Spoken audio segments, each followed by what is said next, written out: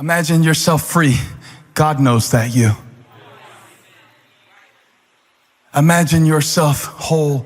God knows that you.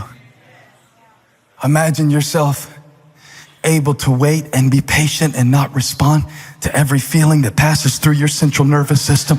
God knows that you.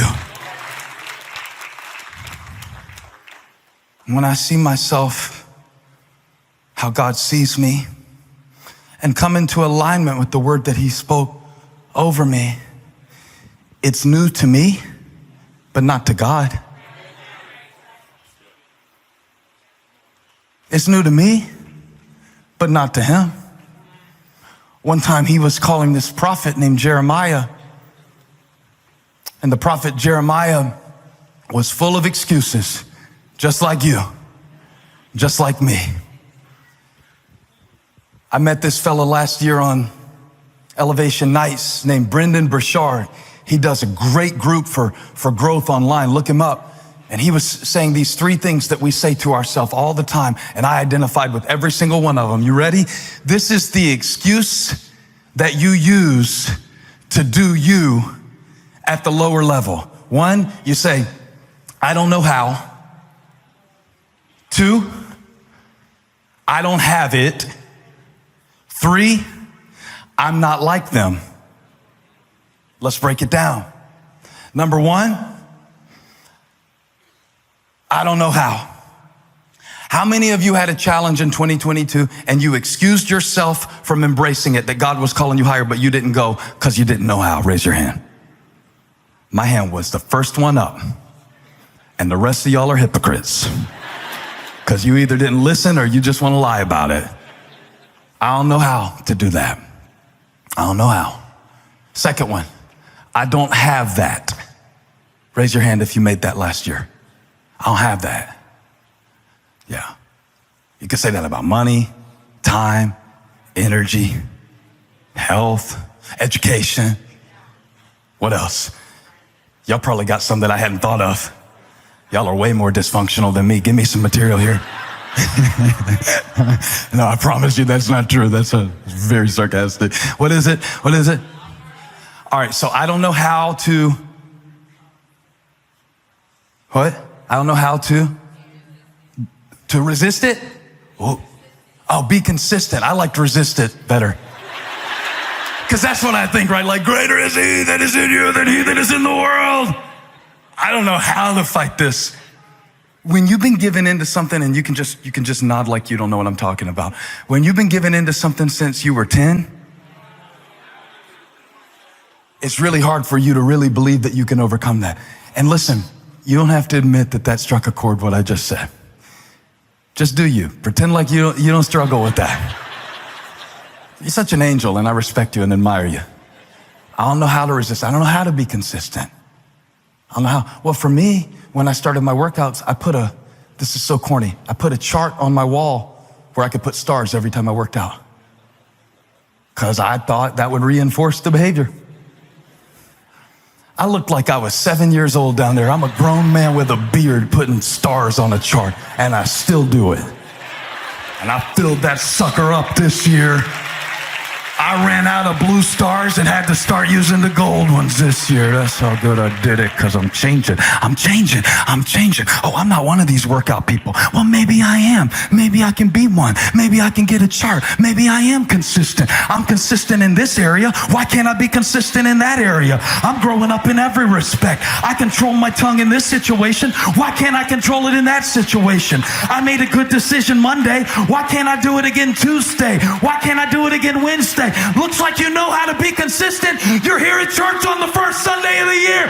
That's how you do it. Now do it again, and do it again, and do it. I just taught you a whole seminar on consistency.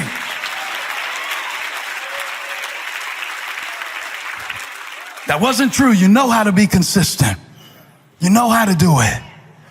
It is not knowing what to do. It is doing what you knew that you didn't do last time. Not fussing at you. I'm just saying, I don't know how to be consistent in some areas of my life either. I struggle with it. But by showing up. God's strength is released. I don't know how. I don't have it. I don't have that intellectual ability. I can't do that like that. Don't you think I felt like that trying to teach each of my kids about sports? I don't know how to teach you how to do this. I got to like the basic level in all the sports that I played and nothing beyond that. So if you get good, I'm done. All right? Well, I don't know how, but I know how to support you. I know how to show up. I know how to demonstrate in my area of competency what you need to demonstrate, the discipline you need to demonstrate in your area of competency and giftedness and calling. So I do know how. And if I don't know how and I need to do it, I'll learn. I'll look it up on YouTube. I could look up anything. I'll ask a friend. I got a lot of smart friends. And then the biggest one of all, the biggest lie of all, I'm not like them.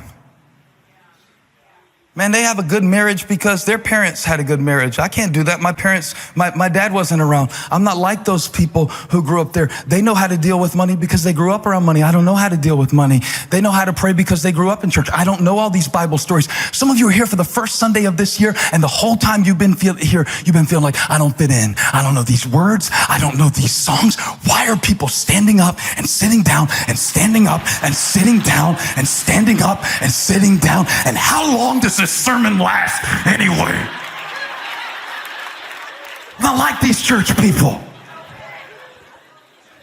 Oh, we are all corrupted. Go with them in the parking lot. You might catch them cussing before they even get off the church property if I preach long enough and let the traffic get backed up. Don't let anybody intimidate you, make you insecure, because you just got to grow into what God gave you.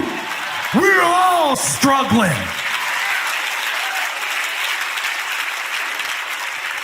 We'll talk about it sometime. One time I'll tell you all my stuff and you can tell me all yours. And then we'll cry and get all over it. And then we will say, okay, that's where we're starting. That's not where we're staying.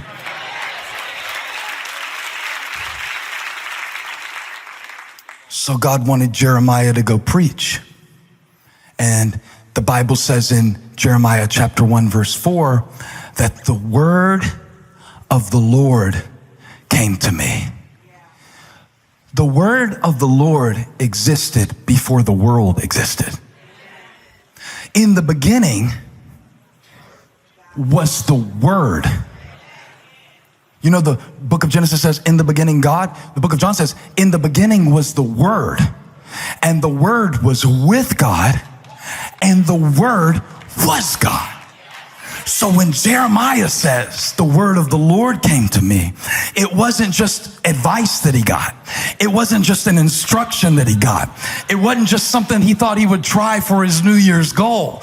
It was God himself showing up and saying, Jeremiah, I've given you an assignment. There are invaders coming from the north, and I want you to preach to my people and warn them and instruct them and do it through your tears. And there's going to be crying involved, and there's going to be challenges involved, and there's going to be self-doubt involved. But he said, before you were born, before I formed you in the womb, I knew you. Before this world got a hold of you, before depression set in and put you in the bed, before you got in this state, this emergency situation that you don't know how you're going to get out of, before you were molested, before you were abused, before you were left, before any of that happened to you, before the mistake, before the failure, before the dumb idea, before the addiction gripped you, put it back up. God said, I knew you. He knew you. He knew you'd be in trouble. He knew you'd be 36 and single. He knew you'd be struggling. He knew you'd be sad. He knew you'd be melancholy. He knew you'd need a job. He knew you'd be behind financially. He knew they'd walk away. way. He knew you. You didn't know it. God knew it. You didn't see it coming. He saw it coming. He said, I know the plans I have for you.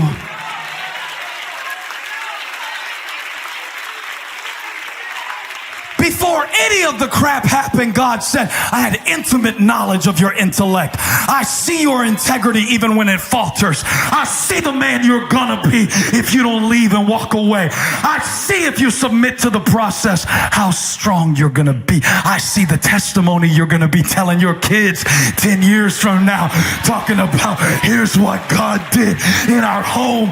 Here's what I almost did, but God brought me back in 2023. And he brought me to church to tell me, do it, the new you.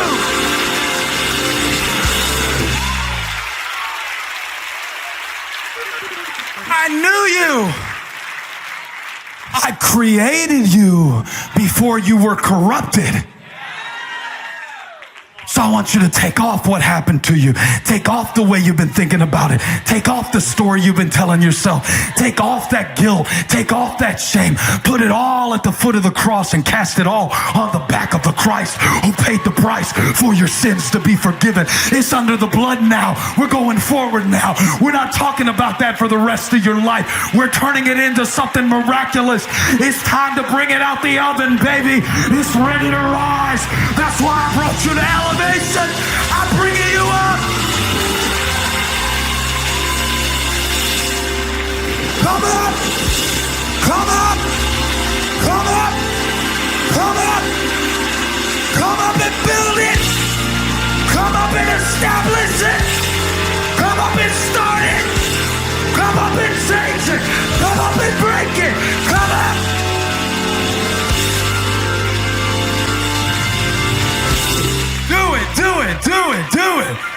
Do it.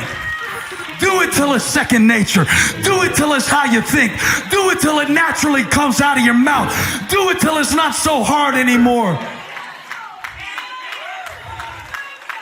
Do it awkward. Do it clumsy. Do it over. Do it over. Sorry, I messed that up. Let me try again. Do it. Do it. Do the new you. The one God knew. The one that people don't always see.